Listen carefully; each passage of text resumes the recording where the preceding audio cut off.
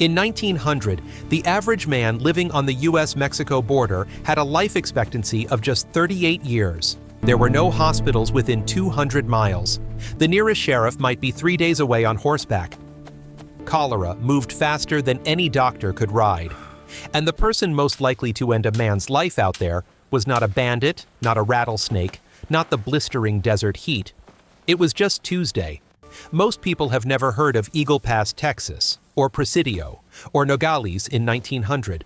These were not towns in any comfortable sense of the word. They were outposts, tiny clusters of adobe buildings and dry wood shacks pressed against the edge of the known world, surrounded by hundreds of miles of nothing.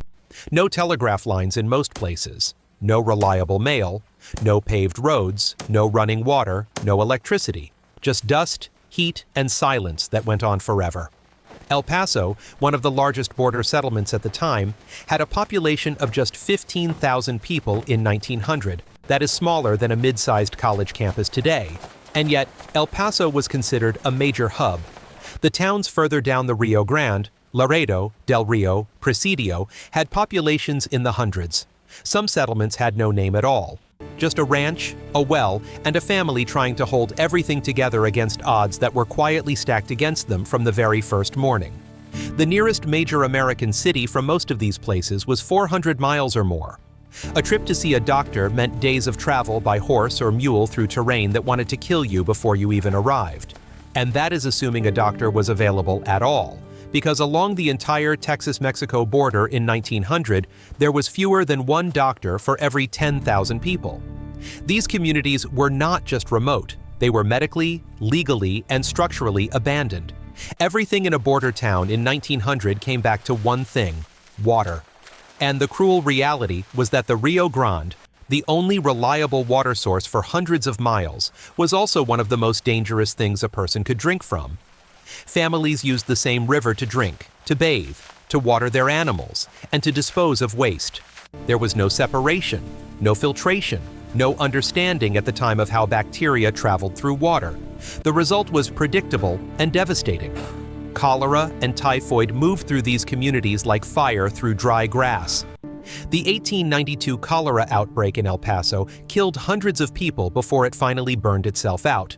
And that was not an isolated event. It was a pattern. Every summer, when the river ran low and the heat pushed past 110 degrees, disease followed. For families living away from the river, water had to be hauled by mule from the nearest source, sometimes miles away. There were men whose entire livelihood was selling water, charging families by the barrel for something that today comes out of a tap. A poor family might spend a significant portion of their weekly income just to have enough water to cook and survive. And even that water, hauled and stored in open containers in relentless heat, was rarely clean. Infant mortality on the border in 1900 was recorded at over 200 deaths per 1,000 live births. To put that in perspective, 1 in every 5 children born in these communities did not live to see their first birthday. Most of those deaths came back to water. Bad water, not enough water, water that carried invisible death in every sip. El Paso did not earn the nickname Hell Paso by accident. In the 1890s and into the early 1900s, the city's saloons and back alleys saw a level of violence that was documented in local newspapers almost daily. In 1895, the outlaw John Wesley Hardin, a man who had already killed over 20 people by his own count, was shot dead in an El Paso saloon by a local constable. His death barely caused a stir. Men like Hardin were not rare on the border. They were a feature of the landscape. The Texas Rangers, often romanticized in American mythology, were a deeply complicated presence on the border. While they did pursue genuine criminals, they also carried out documented campaigns of violence against Mexican and Tejano communities. Entire families were killed on suspicion alone. Justice was not a system on the border in 1900. It was whoever had more guns and arrived first. Ranching feuds had been tearing communities apart for decades. The Sutton-Taylor feud, which started in the 1860s, dragged on for more than 20 years and left dozens dead across South Texas. These were not distant conflicts. They bled into towns, into churches, into families. A man could wake up on the wrong side of a feud he did not even know he was part of. Cross-border raids were a constant threat. Bandits operating on both sides of the Rio Grande raided ranches, stole livestock, and killed people who got in the way. And then, in 1916, less than 20 miles from the border, Pancho Villa's forces crossed into Columbus, New Mexico, killed 17 Americans, and reminded every border family that the line on the map meant almost nothing to the men with weapons on either side of it. Homicide rates in border towns during this era were estimated to be 10 to 15 times the national average. That was not a statistic anyone debated. It was just life. If violence was the danger people feared, disease was the one that actually killed the most. And in 1900, the border was a perfect storm for epidemic illness. Tuberculosis, called the White Plague at the time, swept through border communities with a quiet brutality. What made it particularly tragic was the cruel irony that some tuberculosis patients actually traveled to the dry desert air on medical advice, believing the climate might cure them.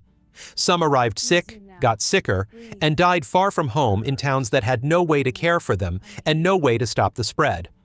Smallpox tore through El Paso in 1899, forcing city officials to quarantine entire neighborhoods.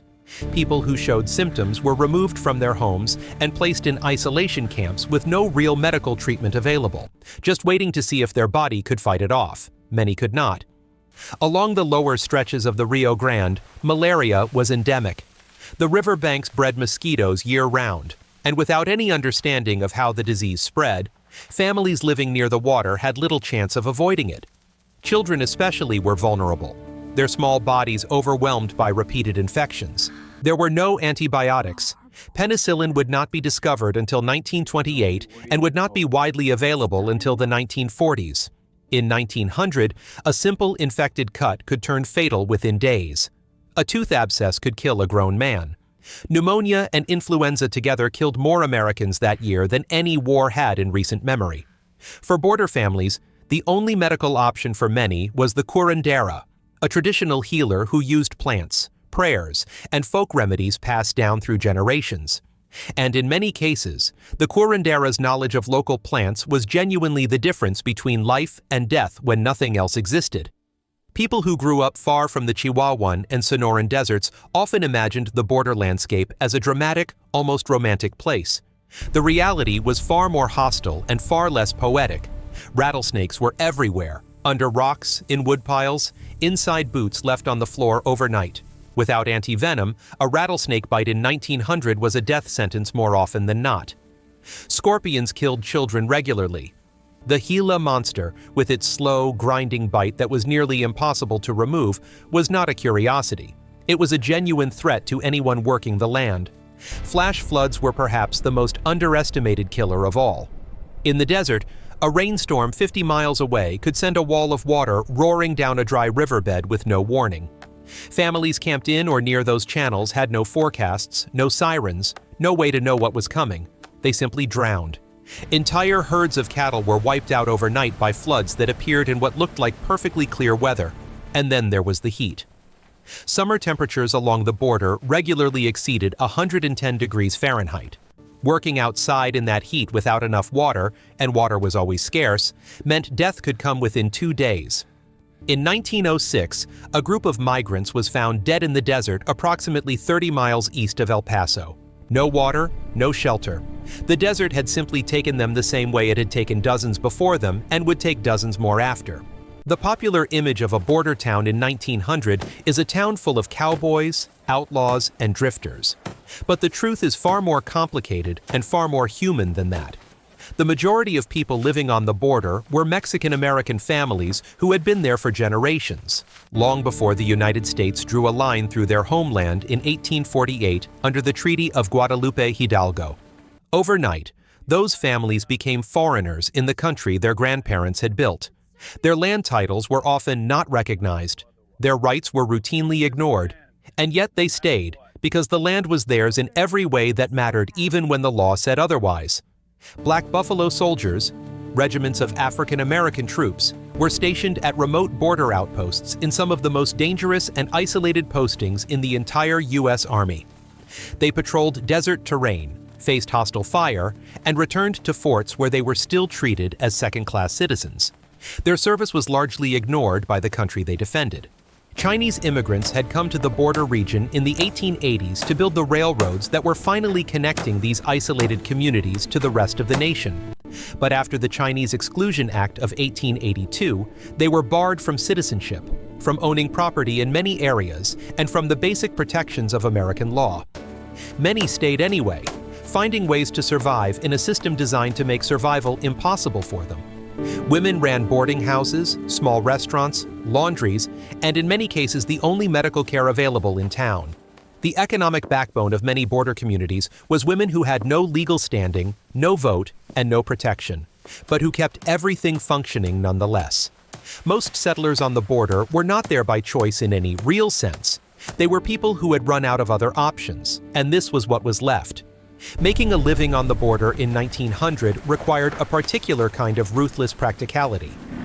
Cattle ranching was the dominant industry, but it was brutally vulnerable. A single drought year could wipe out an entire herd. A disease moving through the cattle could erase years of work in weeks. The boom and bust cycles were relentless, and there was no safety net to catch anyone who fell. The railroads had arrived in the 1880s and changed the border dramatically, connecting towns to markets, bringing in new supplies, and opening trade routes that had not existed before. But the railroads also brought more strangers, more competition, and more danger. With every new train came people who had nothing to lose and were willing to take what others had built. Mining had promised enormous wealth in places like Tombstone, Arizona, where silver was pulled out of the earth in staggering quantities through the 1880s. But Tombstone's silver boom collapsed by 1890, and the town that had been the most famous settlement on the border was nearly a ghost town within a decade. Border economies were built on things that could disappear overnight. A day laborer on the border in 1900 earned between $1 and $1.50 per day, barely enough to eat.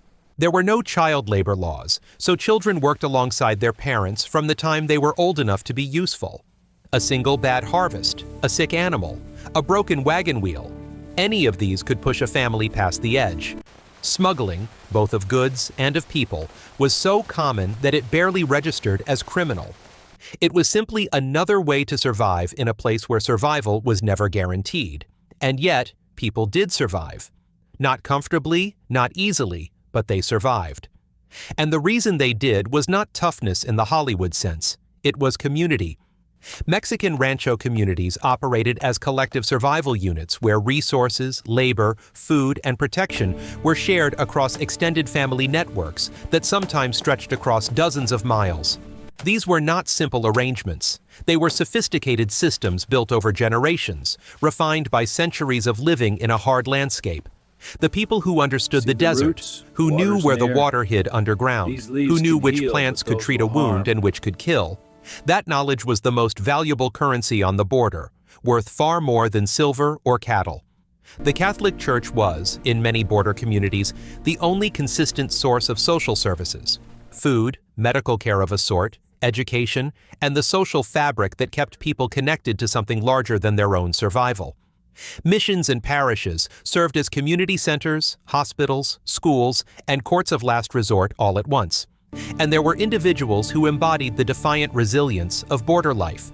Caterina Garza, a journalist and revolutionary figure who organized along the Texas-Mexico border in the early 1890s, survived assassinations attempts, military pursuit by both U.S. and Mexican forces, and years of exile, all while continuing to fight for the rights of people the system had forgotten. She was not an exception to border life. She was a product of it. Survival on the 1900 border came down to a simple, brutal formula: know the land, know your neighbors, trust your instincts, and never mistake the desert for something that cared whether you lived. These people were real. Their suffering was real, and history buried them. If that bothers you as much as it bothers us, subscribe. New forgotten stories every week. Drop a comment. What shocked you most?